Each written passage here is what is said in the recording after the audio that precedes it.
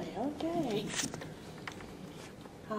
Another question that you'll be asked, particularly if you're applying for primary jobs, is to articulate something to the effect of, how do you teach kids to read?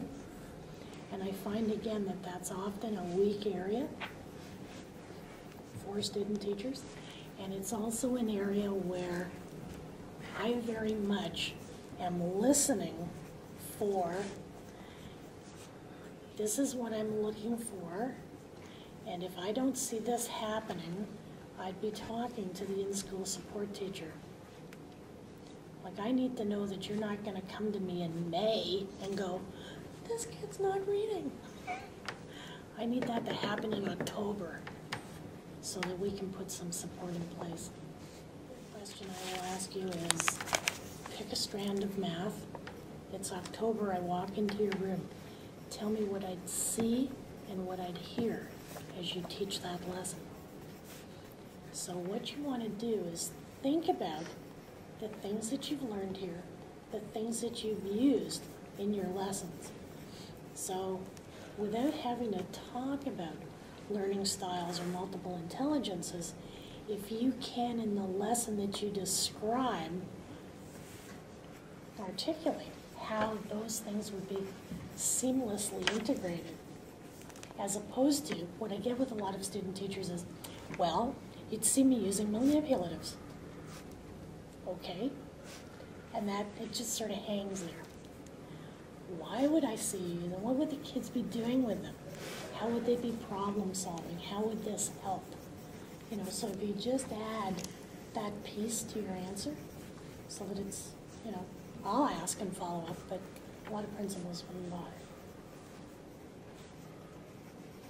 Another question, and I don't know about this one in terms of other principals asking it. I will always ask people, beyond the curriculum, when the kids come in September and they leave in June, they should be different for having the experience of being in your classroom. What 3 values do you want to make sure you impart to them? And the number of times I have people say, well, you know, I want them to be respectful, I want them to be responsible, I want them to be honest. And I'll say, those are great values. How would you impart those? If one of the things you don't say is, I model that behavior myself, you don't get hired in my school. You have to realize how powerful an influence you are on kids. And the other thing that I was saying to the last group was the number of times that that's what I hear. You know, I want them to be respectful, I want them to be honest, I want them to be, you know, stewards of the planet or whatever. And I'm thinking in the back of my head, what job are you applying for? So there should be something about, you know, I'd like them to be more critically literate. I'd like them to be curious and know how to find information. I'd like them to become lifelong learners. You know, there should be something about what they're actually doing in your room, which is learning. And then again, if you have a good interviewer, at the end of the interview, there should be something about, that's the end of our formal questions. Do you have any you want to ask us? Or is there anything we haven't touched on that you want us to know about? Don't say no.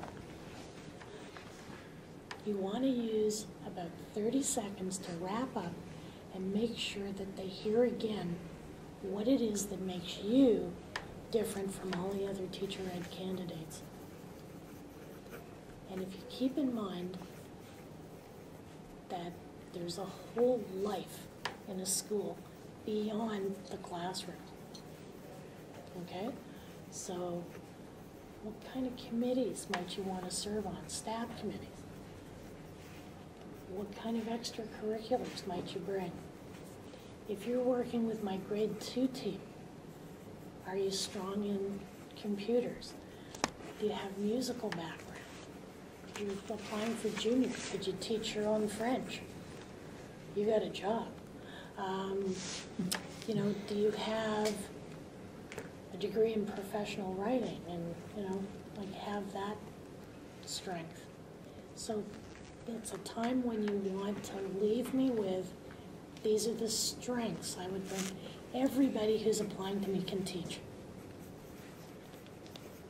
But what else beyond just putting together lesson plans and delivering lessons? What do you bring to my school? That's a very important part of the interview. And it's not something that generally tends to get asked overtly. It's things that I'm listening for and things that you need to tell me.